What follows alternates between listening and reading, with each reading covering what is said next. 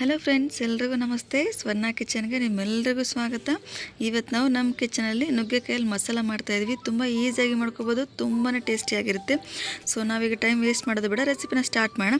ನಾನಿಲ್ಲಿ ಒಂದು 7ರಿಂದ 8 ಬೆಳ್ಳುಳ್ಳಿನ ಈ ರೀತಿ ಜೊಜ್ಕೊಳ್ತಾ ಇದ್ದೀನಿ, ಸಿಪ್ಪೆ ಸಮೇತ ಜೊಜ್ಕೊಳ್ತಾ ಇದ್ದೀನಿ. ಈ ರೀತಿ ಸಿಪ್ಪೆ ಸಮೇತ ಜೊಜ್ಜಿ ಹಾಕಿದ್ರೆ ತುಂಬ ಚೆನ್ನಾಗಿರುತ್ತೆ. ಹಾಗಾಗಿ ನಾನಿಲ್ಲಿ ಮಸಾಲಾನ ಬಂದು ಬಾಣಲೆದಲ್ಲಿ ಮಾಡ್ತಾಯಿದ್ದೀನಿ. ಈಗ ಇದಕ್ಕೆ ಒಂದು 4 ಟೇಬಲ್ ಸ್ಪೂನ್ ಆಗೋಷ್ಟು ಎಣ್ಣೆ ಹಾಕ್ಕೊಳ್ತಿದ್ದೀನಿ.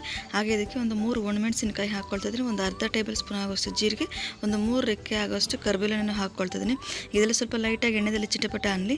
ಗ್ಯಾಸ್ ಸ್ಟವ್ ಬಂದು ಮೀಡಿಯಂ ಫ್ಲೇಮಲ್ಲೇ ಇಟ್ಕೊಳ್ಳಿ, ಹೈ ಫ್ಲೇಮಲ್ಲಿ ಇಟ್ಟರೆ ಸೀದೋಗುತ್ತೆ. ಹಾಗಾಗಿ ನಾನಿಲ್ಲಿ ಒಂದು 8ರಿಂದ 10 ನುಗ್ಗೆಕಾಯಿನ ತೊಗೊಂಡಿದ್ದೀನಿ. ಈಗ ಈ ರೀತಿ ಒಂದೇ ಸೈಜಲ್ಲಿ ನಾನು ಪೀಸಸ್ ಆಗಿ ಕಟ್ ಮಾಡ್ಕೊಂಡಿದ್ದೀನಿ. ತುಂಬ ಉದ್ದಾದರೂ ಸಹ ತಿನ್ನೋದಕ್ಕೆ ಕಷ್ಟ ಆಗುತ್ತೆ. ಹಾಗಾಗಿ ನಾರ್ಮಲ್ ಸೈಜಲ್ಲಿ ಈ ರೀತಿ ಕಟ್ ಮಾಡ್ಕೊಳ್ಳಿ. ಈಗ ಇದನ್ನು ಸಹ ಹಾಕ್ಕೊಂಡು ನನಗೆ ಒಂದು 5 ನಿಮಿಷ ಮೀಡಿಯಂ ಫ್ಲೇಮಲ್ಲಿ ಇಟ್ಕೊಂಡು ಎಣ್ಣೆಯಲ್ಲಿ ಚೆನ್ನಾಗಿ ಫ್ರೈ ಮಾಡ್ಕೊಳ್ತೀನಿ. ಈ ರೀತಿ ಎಣ್ಣೆಯಲ್ಲಿ ಫ್ರೈ ಮಾಡಿ ನಾವು ಅದಾದ ನಂತರ ಸಾಂಬಾರು ಪೌಡರ್ ಎಲ್ಲ ಹಾಕೋದ್ರಿಂದ ಏನಾಗುತ್ತೆ, ತುಂಬ ಚೆನ್ನಾಗಿರುತ್ತೆ ಫ್ಲೇವರ್. ಹಾಗಾಗಿ ಎಣ್ಣೆಯಲ್ಲಿ ಒಂದು 5 ನಿಮಿಷ ಚೆನ್ನಾಗಿ ಫ್ರೈ ಮಾಡ್ಕೊಳ್ಳೋಣ. ನನಗೆ ಕ್ಯಾಪ್ನ ಕ್ಲೋಸ್ ಮಾಡ್ತೀನಿ, ಚೆನ್ನಾಗಿ ಮಿಕ್ಸ್ ಮಾಡಿ ಈ ರೀತಿ ಕ್ಲೋಸ್ ಮಾಡಿ ಒಂದು 5 ನಿಮಿಷ ಚೆನ್ನಾಗಿ ಫ್ರೈ ಮಾಡ್ಕೊಳ್ತೀನಿ. ಅದಾದ ನಂತರ ನಾನಿಲ್ಲಿ ಬೆಳ್ಳುಳ್ಳಿ ಏನು ಜೊಜ್ಜಿಟ್ಕೊಂಡಿದ್ದೆ, ಈಗ ಆ ಬೆಳ್ಳುಳ್ಳಿನೂ ಸಹ ಹಾಕ್ಕೊಂಡು 2 ಮೀಡಿಯಮ್ ಸೈಜ್ನ ಈರುಳ್ಳಿ ಹಾಗೆ 2 ಮೀಡಿಯಮ್ ಸೈಜ್ನ ಟೊಮೆಟೊ ಇದೆರಡನ್ನು ಹಾಕಿ ಚೆನ್ನಾಗಿ ನಾನೀಗ ಫ್ರೈ ಮಾಡ್ಕೊಳ್ತೀನಿ.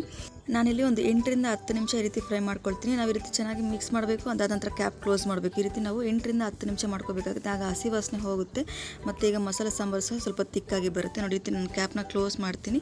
ಅದಾದ ನಂತರ ಚೆನ್ನಾಗಿ ಮಿಕ್ಸ್ ಮಾಡ್ತೀನಿ. ಈಗ ಆಲ್ಮೋಸ್ಟ್ ಈಗ ಹಸಿ ವಾಸನೆ ಹೋಗ್ತದೆ, ಲೈಟಾಗಿ ಕಲರು ಸಹ ಚೇಂಜ್ ಆಗ್ತಾ ಇದೆ.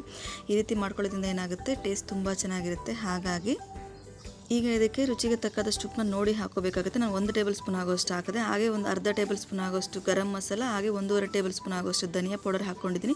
1.5 ಟೇಬಲ್ ಸ್ಪೂನ್ ಆಗೋಷ್ಟು ಅಚ್ಚಕಾರದ ಪುಡಿ, ಒಂದು ಅರ್ಧ ಟೇಬಲ್ ಸ್ಪೂನ್ ಆಗೋಷ್ಟು ಜೀರಿಗೆ ಪುಡಿ ಹಾಕ್ಕೊಂಡಿದ್ದೀನಿ. ಅರಿಶಿನ ಒಂದು ಸ್ವಲ್ಪ ಹಾಕ್ಕೊಳ್ಳಿ, ಒಂದು 1/2 ಟೇಬಲ್ ಸ್ಪೂನ್ ಆಗೋಷ್ಟು ಅರಿಶಿನ ಹಾಕ್ಕೊಳ್ಳಿ. ಈಗ ಇದನ್ನೆಲ್ಲ ಚೆನ್ನಾಗಿ ನಾವು ಮಿಕ್ಸ್ ಮಾಡ್ಕೋಬೇಕಾಗುತ್ತೆ. ಮಸಾಲ ಎಲ್ಲ ಸ್ವಲ್ಪ ಹಸಿ ವಾಸನೆ ಹೋಗಬೇಕಾಗುತ್ತೆ. ಗ್ಯಾಸ್ ಸ್ಟವ್ನ ಬಂದು ಮೀಡಿಯಂ ಫ್ಲೇಮಲ್ಲಿ ಇಟ್ಕೊಂಡು ಚೆನ್ನಾಗಿ ಈ ರೀತಿ ಮಿಕ್ಸ್ ಮಾಡಿಕೊಂಡು ನಾನಿಲ್ಲಿ ಒಂದು 250 ml ಆಗೋಷ್ಟು ನೀರನ್ನ ಹಾಕ್ಕೊಳ್ತೀನಿ. ನಾನು ಸ್ವಲ್ಪ ಗೊಜ್ಜು ರೀತಿಯಲ್ಲಿ ಮಾಡ್ತಾಯಿದ್ದೀನಿ, ತುಂಬ ಸಾಂಬಾರು ರೀತಿಯಲ್ಲಿ ನೀರಾಗಿ ಮಾಡ್ತಾಯಿಲ್ಲ. ಗೊಜ್ಜು ರೀತಿ ಮಾಡಿದ್ರೆ ಮುದ್ದೆಗೆ, ರೈಸ್ಗೆ, ಚಪಾತಿ, ಪೂರಿ ಎಲ್ಲದಕ್ಕೂ ಆಗುತ್ತೆ. ಹಾಗಾಗಿ ಸ್ವಲ್ಪ ಗೊಜ್ಜು ರೀತಿಯಲ್ಲಿ ಮಾಡ್ತಾಯಿದ್ದೀನಿ. ಬೇಕಂದರೆ ನೀವು ಇನ್ನೊಂದು 100 ml ನೀರನ್ನ ಆ್ಯಡ್ ಮಾಡ್ಕೋಬೋದು, ತೊಂದರೆ ಇಲ್ಲ. ನೋಡಿ, ಕುದಿ ಬರ್ತಾಯಿದೆ. ಈಗ ಉಪ್ಪು ಖಾರ ಎಲ್ಲ ಚೆಕ್ ಮಾಡ್ಕೊಂಡು ರೀತಿ ಕ್ಯಾಪ್ನ ಕ್ಲೋಸ್ ಮಾಡಿ ಒಂದು 8ರಿಂದ 10 ನಿಮಿಷ ಕುದಿಸ್ಕೊಳ್ಳಿ, ಸಾಕಾಗುತ್ತೆ. ನಾನೀಗ ಅದಾದ ನಂತರ ತೋರಿಸಿ ನೋಡಿ ಯಾವ ರೀತಿ ಆಗಿದೆ ಸಾಂಬಾರು ಅಂತೇಳ್ಬಿಟ್ಟು.